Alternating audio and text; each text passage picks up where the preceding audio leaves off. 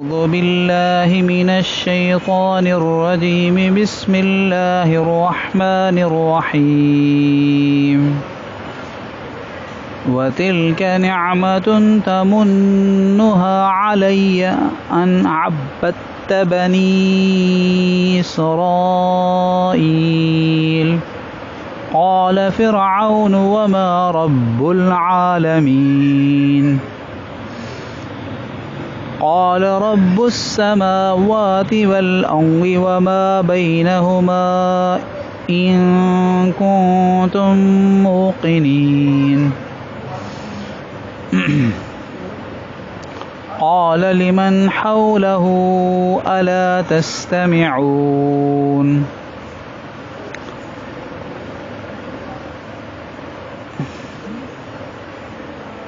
छा ओ एहसान आहे जेको तूं मूं ते रखी थो त तो बनी इसराइल खे ग़ुलाम बनायो। यानी गुफ्तगू हली पे हज़रत मूसा अलैहिस्सलाम जी फ़िरौन सां। त फ़िरौन उनखे चयो त अलम नुरब्बिक फ़ीना वलीदा, तूं नंढड़ो ऐं छा असां पाण वटि तुंहिंजी तरबियत कान कई, तोखे केॾे नाज़ सां ऐं केॾे जेको आहे सो आसाइशुनि सां ऐश सां तोखे असां पालियो। त इहो हुन अहसान जेको आहे उहो अहसान जतलायो, अहसान जेको आहे सो ज़िक्र कयो त असांजो तुंहिंजे मथां अहसान आहे, तूं वरी असांजे साम्हूं बीह करे हाणे नबूअत जो दावो थो करीं ऐं असांखे ॿियो जेको असांखां मुतालबा पियो करीं। त इन जो जवाबु जेको आहे हज़रत मूसा अलैहिस्सलाम ॾिनो त तोखे लाइक़ु कोन्हे त तूं जेको आहे सो इहो अहसान मुंहिंजे मथां यानी रखी, छो त हीउ जेको तो कयो मुंहिंजे मथां त इहो इन जे मुक़ाबले में तो सॼी मुंहिंजी क़ौम खे ग़ुलाम बनायो आहे ऐं हीअ जेको मुंहिंजी तरबियत तो वटि थी इहा बि हक़ीक़त में जेका आहे उहे तुंहिंजे ख़तरनाक ज़ुल्मनि जो नतीजो आहे।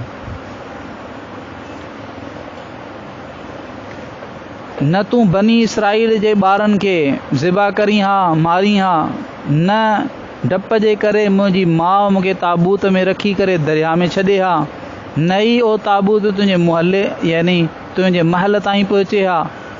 इन्हनि सभिनी ॻाल्हियुनि जो तसवुरु करे तूं सोच त सॼी क़ौम खे ऐं हेतिरा ॿार तो उनजा ज़िबा कराया, सॼी क़ौम खे ग़ुलाम रखी वेठो आहीं, उन्हनि जो हिकिड़ो ॿार आहे उनखे जेकॾहिं तो पालियो आहे त पोइ उन जो तूं कीअं थो अहसान जेको सो यानी ज़िक्र करीं।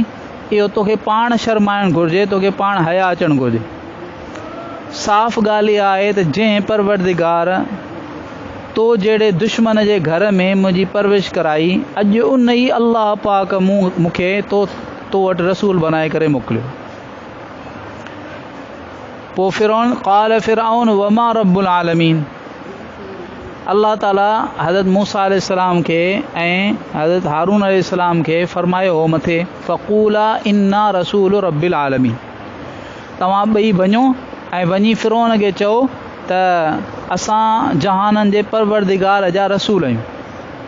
त फ़िरौन जेॾीमहिल इहो ॿुधो त चई त यानी तकब्बुर में ऐं इनकार में ज़िद में हट धर्मीअ में चई नऊज़ बिल्लाह मिन ज़ालिक, रब्बुल आलमीन कहिड़ी शइ हूंदी आहे? रब्बुल आलमीन जहाननि जो परवरदिगार कहिड़ी शइ आहे? वमा रब्बुल आलमीन क़ाल रब्बुस समावाति वल अर्दि वमा बैनहुमा इन कुंतुम मूक़िनीन। त हज़रत मूसा अलैहिस्सलाम उनखे अल्लाह पाक जो तारुफ़ करायो, अल्लाह केरु आहे। हुन पुछो अल्लाह छा आहे, ऐं हज़रत मूसा अलैहिस्सलाम तारुफ़ करायो अल्लाह जो ख़ूबियुनि सां। माना इन में उलमा जो नुक़्तो लिखियो त अल्लाह जी ज़ात जी हक़ीक़त जेका आहे न उनखे इंसान मालूम कोन थो करे सघे। त गोया हज़रत मूसा अलैहिस्सलाम अर्ज़ु कयो त बेवकूफ़ तुंहिंजो जेको सुवालु आहे इहो ई ग़लति आहे। अल्लाह जी ज़ात जे बारे में सवाल कोन कबो आहे त अल्लाह जी ज़ात छा जी ठहियलु आहे, कीअं आहे। इहो सवाल ई तुंहिंजो जेको ऊंधो आहे, ग़लति आहे। बल्कि अल्लाह पाक खे सुञातो वेंदो आहे हुन जे सिफ़ात सां।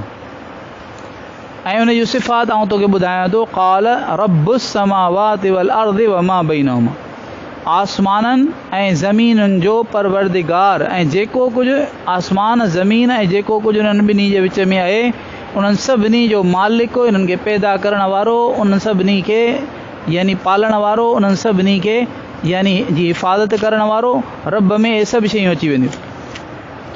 यानी जंहिंजे तरबियत जे हेठां इहे सभु शयूं आसमान ज़मीन जी हर शइ जेका आहे उहा आहे, उहो ई जहाननि जो परवरदिगार आहे। जेकॾहिं अॻियां फरमायो त इन कुंतुम मुक़िनीन, जेकॾहिं तव्हां यकीन करण वारा आहियो, यानी तव्हांजे दिलनि जे अंदरि जेकॾहिं कंहिं शइ खे यकीन करण जी सलाहियत मौजूदु हुजे त पोइ फितरत इंसानी फितरत जेका आहे उहा सभिनी खां पहिरीं इन शइ जे लाइ यकीन ॾियारण जे लाइ काफ़ी आहे।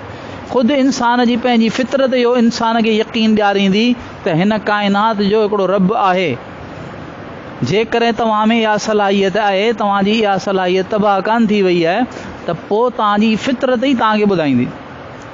फिरौन इहो ॿुधो त यकदमि चई त क़ाल लिमन हौलहु अला तस्तमिऊन, आस पास में जेका हिन जा वज़ीर मुशीर ऐं दरबारी वेठल हुआ उन्हनि खे चई क़ाल लिमन हौलहु अला तस्तमिऊन, ॿुधो पिया छा पियो चए, कहिड़ियूं कहिड़ियूं ॻाल्हियूं पियो करे। फिरौन ॼाणी वाणी जेको आहे ॻाल्हि खे मुंझाइणु चाहियो थे ऐं पंहिंजे आस पास वारनि खे उभारण ऐं मूसा अलैहिस्सलाम जी ॻाल्हि खे हल्को करण जे लाइ हुन चयो त ॿुधो पिया मूसा कहिड़ियूं परे परे जूं ॻाल्हियूं पियो करे, सम्झ खां परे जूं ॻाल्हियूं पियो करे। छा तव्हां मां को इन ॻाल्हि जी तस्दीक कंदो त मूंखां सवाइ नऊज़ बिल्ला आसमाननि ऐं ज़मीन में ॿियो को रब आहे? छो त उहो मनहूस जेको आहे उहो नऊज़ बिल्ला चवंदो हो त आऊं माण्हुनि खे चवंदो हो त आऊं तव्हांजे लाइ पाण खां अलावा ॿियो को माबूद ॾिस ई कोन्ह, ॼाण ई कोन्ह, ऐं पंहिंजे पाण खे चवंदो अना रब्बुकुमुल आला। सो इन करे सम्झंदो हू बि हो। क़ुरान पाक में अल्लाह ताला ॿिए जॻह ते फरमायो लक़द अलिमत मा अनज़ल हाउलाइ इल्ला रब्बुस समावाति वल अर्दि बसाइर।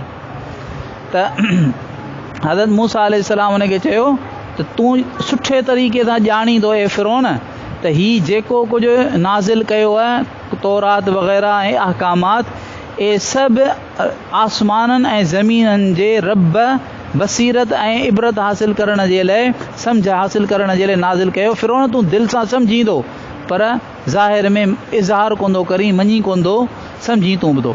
हू बि सम्झंदो त ॻाल्हि सही आहे पर मञंदो कोन हो। अञा इहा गुफ़्तगू अॻियां हलंदी।